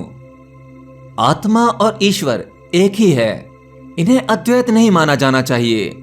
जो आत्मा ईश्वर का दर्शन करता है उसे कहीं भी किसी भी प्रकार का भय नहीं होता, वह निर्भय होता है। ऋषि मुनियों या आत्मज्ञानियों ने सभी ने ईश्वर को आत्मा और आत्मा को ईश्वर का रूप बताया है। आत्मा एक ही है, यह चर्चित है, प्रचलित है, पर कोई इसे नहीं मानता और विषयों के राग रंग में स्वयं का ही शत्रु बन जाता है। जिस व्यक्ति को आत्मज्ञान हो जाए, उसे अनुभूति हो जाए कि आत्मा और ईश्वर एक ही है, फिर भला उसे कैसा भय? रोग, शोक, सुख, दुख, स्वर्ग, नरक आदि का कोई भय आत्मा को नहीं होता, क्योंकि उसकी दृष्टि तो दृष्टा हो गई है और वह स्वयं में ही सर्वभूतों की उत्पत्ति और विलीनता देख रहा है। अष्टावक्र महागीता 5वां प्रकरण। शिष्य जनक की दृढ़ता ने गुरु को संतुष्ट तो अवश्य कर दिया था, परंतु गुरु जानते हैं कि शिष्य कितना भी पारंगत क्यों ना हो, अभी निपुणता आवश्यक है। साधने से ही कुछ नहीं होता, साधे रखने की कला भी आनी चाहिए। जैसे किसान बछड़े को हल में जुआ साधना सिखाता है, फिर अभ्यास के द्वारा उसे साधे रखना सिखाता है, जिससे उसकी लय बनी रहे। सत्ता कोई भी हो, कर्म कोई भी हो, लय आवश्यक है। ये समस्त दृश्य अदृश्य जगत लयबद्ध है। किसी की भी लय बिगड़ते ही उसे नष्ट होना पड़ता है। जैसे ईश्वर ने हमारे प्राणों की लय को बांधा हुआ है, हमारे श्वासों की लय, जैसे ही ये श्वासों की लय बिगड़ती है वैसे ही मनुष्य की मृत्यु हो जाती है। असल में शिष्य जनक को लय का महत्व समझाना इसलिए आवश्यक है कि अभी जानने को बहुत कुछ शेष है और लय के बिना सब कुछ जाना नहीं जा सकता। गुरुदेव अष्टावक्र राजा जनक से कहते हैं कि तू निसंग है, अर्थात किसी के भी साथ तेरा कोई संग नहीं है। तू विशुद्ध बोध है, अतः न तो किसी को ग्रहण कर सकता है और न ही किसी का विलय कर सकता है। तो केवल देह का मोह त्याग दे और लय यानी मोक्ष को प्राप्त हो जा। अष्टावक्र मुख्य बिंदु पर जोर दे रहे हैं, क्योंकि देह का बोध रह जाना भी आत्मज्ञानी के लिए कम घातक नहीं है। क्योंकि देह का बोध यानी शरीर का बोध फिर से देहासक्ति को प्रबल कर देगा। ये देहासक्ति तो ही है जो एक मूढ़ और ज्ञानी दोनों का ही बेड़ा गर्क करती है। देह का बोध है तो बंधन है, क्योंकि इसी मोह से अन्य विकार उपजते हैं। फिर त्याग और ग्रहण की भावना अधिक प्रबल होती चली जाती है। यह त्याग और ग्रहण दोनों ही भौतिकता है। इस शरीर की लीला बड़ी ही विचित्र है। सुख लगा तो ग्रहण किया, नीरस लगा तो त्याग दिया, पर भोगना सब कुछ है। अच्छा अच्छा मेरा और बुरा बुरा किसी और का। गुरु अष्टावक्र समझा रहे हैं कि एक आत्मज्ञानी जो कि अब तू हो गया है, आत्मज्ञानी निसंग होता है। अब भले ही तेरा परिवार प्रजा है, परंतु यह फिर भी तेरा नहीं है। तू तो विशुद्ध है। न तो ग्रहण कर और न ही विलय कर। और यदि तू कुछ त्याग करना चाहता है तो इस देह यानी शरीर का मोह त्याग दे। इसका बोध ही ना ला, केवल उस लय को पकड़ ले। तुझमें से ही संसार की उत्पत्ति होती है, जैसे समुद्र में बुलबुलों की होती है जो पुनः समुद्र में विलीन हो जाते हैं। अतः तू केवल आत्म का चिंतन करते हुए उस लय को प्राप्त हो। अब देखिए, यहाँ पर सदगुरु अष्टावक्र जी मोक्ष को ही लय कह रहे हैं। अष्टावक्र कहते हैं कि तू सृजना है। यह विश्व तुझ में से ही तरंग की तरह उत्पन्न होता है और तुझी में विलीन हो जाता है। तो इस लय को निर्बाध चलने दे। लयहीन मत हो, यही मोक्ष है। तू विशुद्ध बोध को प्राप्त हो चुका है। ये जो दृश्यमान जगत तुझे दिखाई दे रहा है, अब यह तेरे लिए मिथ्या है। अब तू विवर्त से परे है। तू केवल लय को प्राप्त हो। देखिए, यहाँ पर अष्टावक्र अब स्वीकार कर रहे हैं कि जनक आत्मबद्ध हो गए हैं, परंतु अष्टावक्र लयोपदेश से वे उनकी अनुभूति को सतत बनाए रखने का संदेश दे रहे हैं। गुरु कह रहे हैं कि यह विश्व का दृश्य जो तेरी लय में बाधा बन रहा है, इसे तू असत्य जान। यह मिथ्या है, यह माया है जो तेरे लय यानी चिंतन में बाधा उत्पन्न करके तनिक अवसर पाना चाहती है, जिससे ये माया अपने किसी माया शस्त्र को प्रयोग कर सके। तू आत्मज्ञानी है, इतना तो तुझे विदित ही है। किसी श्रेष्ठ के अनेक शत्रु होते हैं जो उसकी श्रेष्ठता और उसकी विशेषता की लय को बिगाड़ने का प्रयास करते रहते हैं। आत्मज्ञानी के लिए जो कि तू है, सुख और दुख एक समान होते हैं। आशा और निराशा में उनके लिए कोई भी अंतर नहीं होता। जीवन मृत्यु उनके लिए अस्तित्वहीन है। अतः इन्हीं अनुभूतियों को लयहीन कर दे। देखिए, जिस प्रकार आपने आत्मा के बारे में सुना या पढ़ा होगा कि आत्मा निर्विकार, निराकार, निराशय और निष्प्रय होती है, एक आत्मज्ञानी भी ठीक यही होता है। उसे किसी भी प्रकार के सुख या दुख की अनुभूति नहीं होती, क्योंकि एक आत्मज्ञानी विकार रहित हो जाता है। आशा निराशा का वह संगी नहीं, जीवन मृत्यु का उसके लिए कोई अस्तित्व नहीं। एक आत्मज्ञानी इन सब से परे बिल्कुल स्थिर है। जिस प्रकार आत्मा को ना तो देखा जाता है, वह निराकार है, और वह साकार में भी है, आकार में भी है। न ये पैदा होती है, न कभी नष्ट होती है, और यह सभी अवगुणों विकारों से परे है।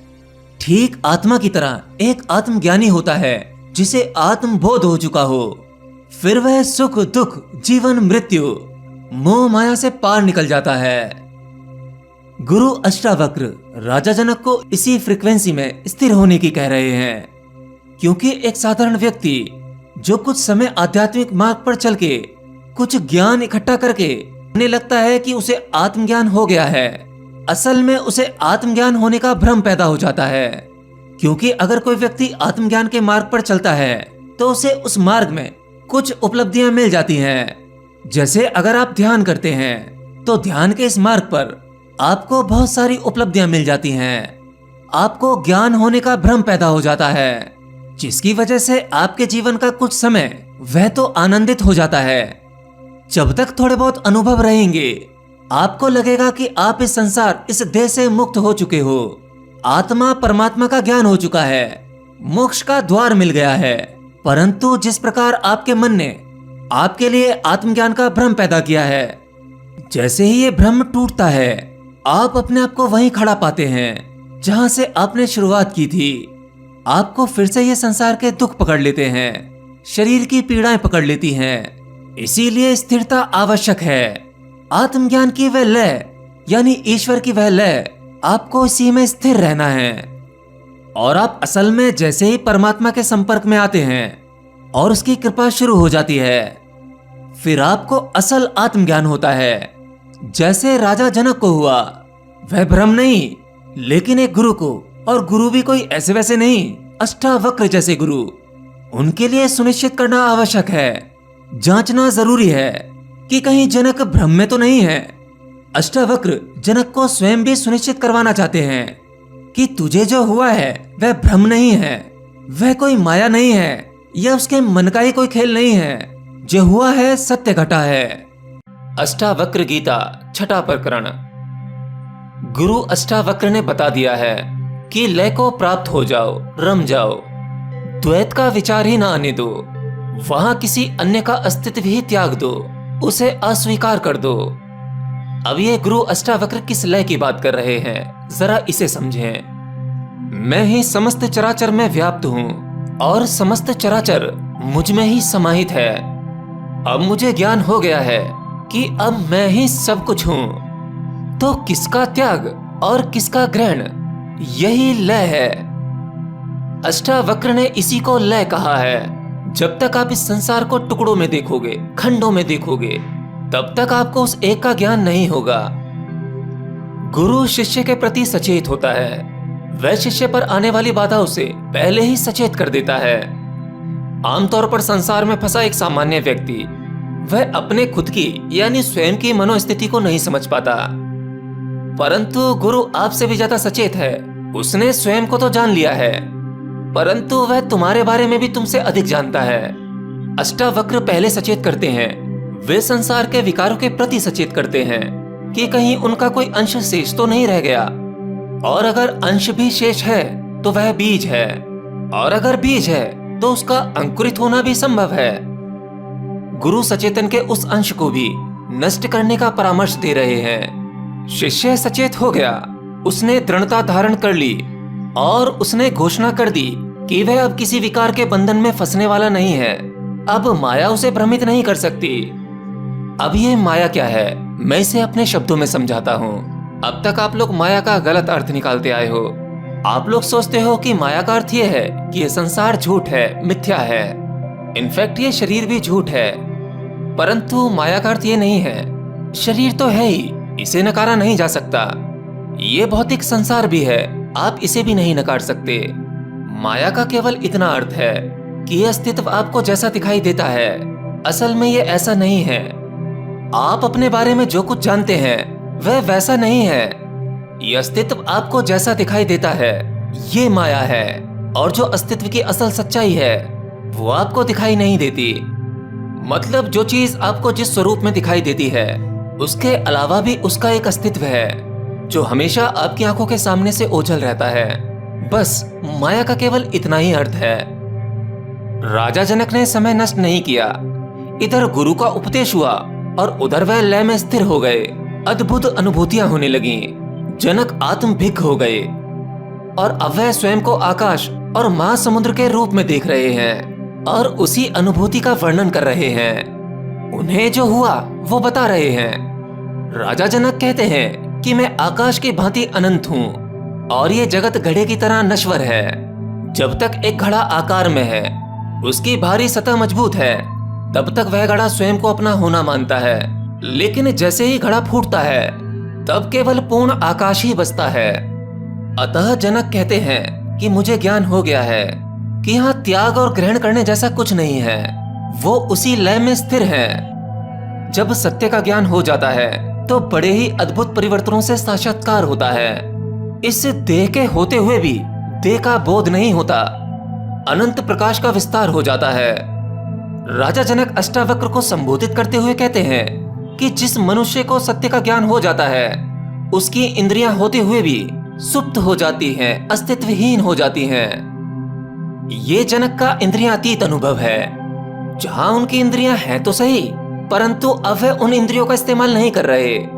वो अपनी पांचों इंद्रियों के पार का अनुभव है, जिस अनुभव के होने के बाद संसार होते हुए भी, ये अस्तित्व साकार होते हुए भी निराकार हो जाता है। राजा जनक अपने ज्ञान को अपनी भावनाओं में लाकर कहते हैं, आहा, ये मैं हूँ, इतना अनंत जिसका कोई छोर नहीं है। ये मैं हूँ, आत्म स्वरूप हूँ, ब्रह्म स्वरूप हूँ, जो सीमाओं से पार होकर असीम हो जाता है और आंतरिक ऊर्जाओं का विस्फोटन होने लगता है। यहाँ वही आंतरिक ऊर्जाओं की बात की जा रही है जो हर एक मनुष्य में मौजूद है, परंतु हर मनुष्य को उसका ज्ञान नहीं हो पाता। आप उस ईश्वर की बनाई हुई एक छोटी सी कलाकृति हैं, परंतु इस छोटी सी कलाकृति में समस्त ब्रह्मांड और उसकी रचना करने वाला वह ईश्वर आपकी इस छोटी सी रचना में ही समाहित है। आत्मज्ञान होते ही ये संसार और संसार के सभी विकार नष्ट हो जाते हैं और ज्ञानी के ज्ञान चक्षुओं से उस पर ब्रह्म के दर्शन होते हैं। इसके बाद दृष्टा को अपना आकार, प्रकार, प्रकृति आदि सभी असीम विस्तार को प्राप्त होने लगते हैं, जो अंत में निराकार हो जाता है। आत्मज्ञान की यही महिमा है। इसीलिए तो ज्ञानी पुरुष आत्मज्ञान की आकांक्षा में सद्गुरु की खोज करते हैं। सांसारिक ज्ञान देने वाले तो द्वैत दर्शन गुरु तो असंख्य मिल जाएंगे, पर आत्मज्ञान देने वाले अष्टावक्र जैसे परम ज्ञानी गुरु दुर्लभ ही हैं। अष्टावक्र जैसे गुरु मिलना परम सौभाग्य की बात है। लेकिन यहाँ एक सत्य यह है कि आपकी खोज जिस प्रकार की होगी, आपकी प्यास जैसी या जितनी गहरी होगी, उसी प्रकार से आपको मार्गदर्शक मिल जाते हैं। यहाँ केवल गुरु ही श्रेष्ठ नहीं है, यहाँ तो राजा जनक जैसे शिष्य भी अति दुर्लभ मिलते हैं। जनक कहते हैं, मुझे पूर्ण रूप से ज्ञान हो गया है कि मैं सीपी की तरह हूँ और यह विश्व उस सीपी में चांदी होने के भ्रम के भांति है। अब सीपी के भीतर एक चांदी की तरह चमक होती है, परंतु वह चांदी नहीं होती, वह केवल भ्रम होता है। आप अपने जिस स्वरूप को मानते हैं या जिसे जैसा जानते हैं, वह केवल आपके लिए भ्रम है और राजा जनक को यह ज्ञात हो गया है। राजा जनक कहते हैं कि हे गुरुवर, मुझे भान हो गया है कि मैं सीपी के भांति हूँ और यह विश्व मुझ में भ्रामक रजत के रूप में दिखता है। आत्मदृष्टा होते ही द्वैत का समापन हो गया, नष्ट हो गया द्वैत। अब सब एक है, दूसरा कोई नहीं। स्वयं में सबको और विश्व को देखने की दृष्टि विकसित हो गई है और इस समस्त विश्व को स्वयं में भी देख रहे हैं। वो जान रहे हैं कि जो उनके भीतर है वही बाहर व्याप्त है। तो अष्टावक्र गीता के इस छठे अध्याय में राजा जनक ने अपने ज्ञान की अनुभूतियों को बताया। अब जनक लगभग अंतिम छोर पर ही हैं, परंतु अभी भी ज्ञाता बाकी है, दृष्टा बाकी है, जिसको अनुभूतियां हो रही हैं, वह भी मौजूद है। तो मैं अष्टावक्र के इस छठे अध्याय को यहीं विराम देता हूँ। आज हम फिर से बात करने वाले हैं अष्टावक्र गीता के बारे में। हालांकि इसके बारे में मैं पहले भी 6 चैप्टर दे चुका हूं और आज हम बात करेंगे 7वें अध्याय की। लेकिन आज उससे पहले यह समझने की कोशिश करेंगे कि अष्टावक्र गीता और भगवत गीता में अंतर क्या है। आखिर क्यों अष्टावक्र गीता को महागीता कहा गया है, अर्थात ये जो अष्टावक्र गीता है इसे भगवत गीता से महान बताया गया है। देखिए, यहाँ पर अच्छा या कम अच्छा जैसा कुछ नहीं है। दोनों गीताओं के बारे में जब हम अंत में बात करेंगे, इसका जो मूल अर्थ निकल कर आएगा वो तो शेष एक ही होगा, लेकिन इसके बीच की जो श्रृंखला है, इसके बीच की जो कड़ियां हैं, या कहूं इसे प्रस्तुत समझाने का जो तरीका है वो थोड़ा सा डिफरेंट हो जाता है। समय डिफरेंट था, व्यक्ति सुनने वाला डिफरेंट था, और वहीं भगवत गीता के केस में जो सुनने वाला था वो अर्जुन था। दोनों सुनने वालों की मनोस्थिति अलग थी, उनका स्वभाव अलग था, इसलिए इन दोनों ही गीताओं का जन्म हुआ। अब अष्टावक्र गीता को महागीता क्यों कहते हैं, इसे भी समझने की कोशिश करते हैं। देखिए, भगवत गीता जो है, जिसमें भगवान श्री कृष्ण ने अर्जुन को ज्ञान दिया, वो ज्ञान केवल अर्जुन के लिए नहीं था, वो समस्त संसार के लिए था।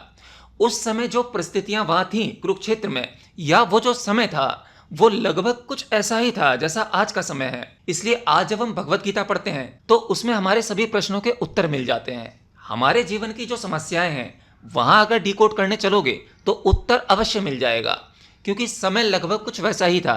उस समय भी क्रोध की लड़ाई थी, अहंकार की लड़ाई थी, जमीन की लड़ाई थी, मोह की लड़ाई थी, काम वासना की लड़ाई थी, राजनीति थी, कूटनीति थी, मैं की लड़ाई थी। वो लड़ाई एक दो परिवारों के बीच की लड़ाई थी जिसने एक महायुद्ध को जन्म दिया। तो वहां संसार में रहकर संसार की जो भी समस्या है, भगवान श्री कृष्ण ने उसी आधार पर इस महागीता का ज्ञान दिया, जो अभी भी समस्त मनुष्य जाति के लिए उपयोगी है और आगे भी होगा। भगवत गीता में मनुष्य के उद्धार के लिए भगवान श्री कृष्ण ने अपने ज्ञान के थ्रू काफी सारे मार्ग, काफी सारे रास्ते बताए गए। वहां धर्म के बारे में बात की गई, कर्म के बारे में बात की गई, भक्ति ज्ञान योग के बारे में बात की गई, मोक्ष के बारे में बात की गई, जन्म मृत्यु भय के बारे में बात की, प्रारब्ध माया लोक लोकांतर के बारे में बताया। भगवान श्री कृष्ण ने इन सब में छुपे गहरे रहस्य के बारे में खुलकर बताया। वो गुण, वो गुप्त ज्ञान दिया। परंतु अष्टावक्र गीता वह सीधी दवाई थी, कड़वी दवाई थी, उसमें कोई लीपापोती नहीं की गई। गुरु अष्टावक्र जी ने कोई घुमा फिरा कर बात नहीं की, ना भक्ति, ना धर्म, ना कर्म, ना योग, ना ज्ञान,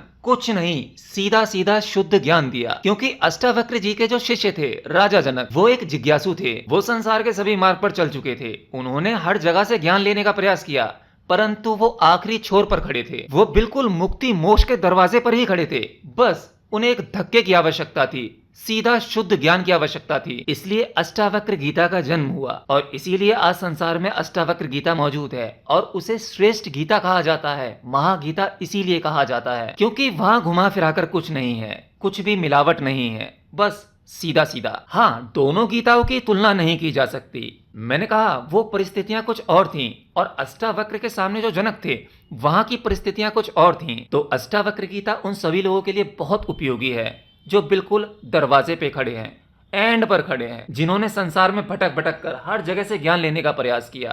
कर्म मार्ग को खंगाल लिया, भक्ति को खंगाल लिया, धर्म को खंगाल लिया, ज्ञान को खंगाल लिया, परिवार रिश्ते नाते इन सब से ऊब गए, इन सब में छुपी व्यर्थता को समझ गए। बस अब कुछ है जो अटका हुआ है, कुछ ऐसा है जिसे निकालना जरूरी है।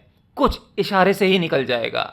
वो इशारा खाली बस छूना चाहिए, वो भीतर टच करना चाहिए। तो ऐसे लोगों के लिए अष्टावक्र गीता जबरदस्त काम कर सकती है। तो बस यही कुछ अंतर है अष्टावक्र गीता और भगवत गीता में। तो चलिए अब शुरू करते हैं अष्टावक्र गीता का अध्याय 7, जो ये चैप्टर 7 है। इसके अंदर जो भी श्लोक्स वगैरह लिखे हैं वो मैं नहीं कहूंगा क्योंकि मुझे भी श्लोकों का अच्छे से उच्चारण करना नहीं आता। तो ओवरऑल अष्टावक्र गीता के अध्याय 7 की जो भी समरी है, जो भी उसका मूल अर्थ है, मैं बिल्कुल आसान शब्दों में समझाने की कोशिश करता हूँ, जो आपको एकदम से समझ में आने वाला है। तो वीडियो पूरा ध्यान से सुनना और इसे समझने की कोशिश करना। अब देखने की आवश्यकता नहीं है, अब केवल इसे सुनने की कोशिश करना। बहुत लंबा नहीं करूंगा, आसान भाषा में बोलूंगा, लेकिन जो बोलूंगा जैसे अष्टावक्र जी ने कहा था सीधे सीधे, वैसे ही आसान शब्दों में कहूंगा। अध्याय 7, आत्म प्राप्ति की प्रकृति। इस अध्याय में अष्टावक्र राजा जनक को बताते हैं कि शुद्ध चेतना यानी प्योर कॉन्शियसनेस एक मात्र सत्य है और ये जगत एक भ्रम यानी इल्यूजन मात्र है। आत्म साक्षात्कार। अष्टावक्र राजा जनक को समझाते हैं कि वह स्वयं शुद्ध चैतन्य है और ये जगत उनके ही द्वारा प्रकाशित है, लेकिन यह एक भ्रम मात्र है, जैसे एक जादू का खेल। अब यहाँ पर शुद्ध चैतन्य की बात क्या हो रही है? शुद्ध चैतन्य अर्थात वह परमात्मा। परमात्मा स्वयं को इस शरीर में प्रकट करता है, परंतु हम मनुष्य संसार में बाकी सभी चीजों को जमा कर लेते हैं और उसी को सत्य मानने लगते हैं। हम परिवार के मोह और संसार के आवरणों को ओढ़ लेते हैं, अहंकार की परत चढ़ा लेते हैं। संसार मेरी पहचान जिस हिसाब से मुझे बताता है, हम वही समझ लेते हैं, परंतु हम इन सब के भीतर शुद्ध चैतन्य है, अर्थात वह परमात्मा ही है। मेरे ही प्रकाश से ये जगत प्रकाशित है। जगत का स्वरूप। इस अध्याय में जगत को एक लहर के रूप में दर्शाया गया है।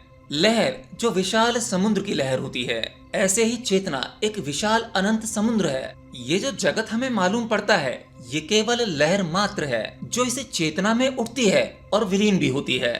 यह लहरें सागर को प्रभावित नहीं करती, बस उसके ऊपर ऊपर उठती हैं और गिरती हैं। उसी प्रकार जगत की सभी गतिविधियां आत्मा को प्रभावित नहीं करती। संसार के सभी नाटक, सभी नृत्य इस आत्मा के ऊपर ही चलते हैं, परंतु आत्मा प्रभावित नहीं होती। बंधन और मुक्ति। अष्टावक्र कहते हैं कि आत्मा अचल और अपरिवर्तनीय है, अर्थात ये जो जगत है ये परिवर्तनशील है, परंतु आत्मा अपरिवर्तनीय है। वह कुछ नहीं बदलता, वो शाश्वत है, अचल है। अष्टावक्र कहते हैं जगत की वस्तुओं में आसक्ति ही बंधन का कारण है, और आज वही तो है। सभी मनुष्यों की जो आसक्ति है जगत की किसी न किसी वस्तुओं में है। हम वस्तुओं के लिए ही जीते हैं और वस्तुओं के लिए ही मर जाते हैं, बिल्कुल ऐसे जैसे वस्तुएं ही हमारा जीवन का अंतिम उद्देश्य हैं। परंतु वस्तुओं को बार बार पाने के बाद, उन्हें भोगने के बाद फिर भी हम प्यासे रह जाते हैं। ये दौड़, ये भूख कभी रुकती नहीं। परंतु जब व्यक्ति यह समझ जाता है कि वह आत्मा है, तब वह बंधन से मुक्त हो जाता है। आत्मा की स्थिरता। 7वें अध्याय में अष्टावक्र राजा जनक को यह समझाने की कोशिश करते हैं कि आत्मा में कोई परिवर्तन नहीं होता और वह सभी द्वंद्वों से परे है। आत्मा न तो कुछ प्राप्त करती है और न कुछ खोती है। आत्मा सभी परिस्थितियों में समभाव में रहती है, यानी उसका कोई भाव नहीं है। सुख, दुख, लाभ, हानि आदि का उस पर कोई प्रभाव नहीं पड़ता। ये जो प्रभाव पड़ते हैं, आपको सुख का अनुभव या दुख का अनुभव, किसी नुकसान का अनुभव या कोई अन्य मानसिक पीड़ा, ये सभी घटनाएं आपकी ऊपरी परतों पर घटती हैं, न कि आत्मा पर। आत्मा तो इन सबसे अछूती है। तो ये कुछ अष्टावक्र गीता के 7वें अध्याय का कुछ सारांश था, जिसे मैंने सरल शब्दों में कहने का प्रयास किया। उम्मीद है कि आपकी समझ में आया होगा। बाकी अगर आपको मेरी ही आवाज में अष्टावक्र गीता का 8वां अध्याय चाहिए तो कमेंट बॉक्स में लिखकर जरूर बताना। मिलता हूँ अगली वीडियो में, तब तक के लिए जय श्री कृष्ण।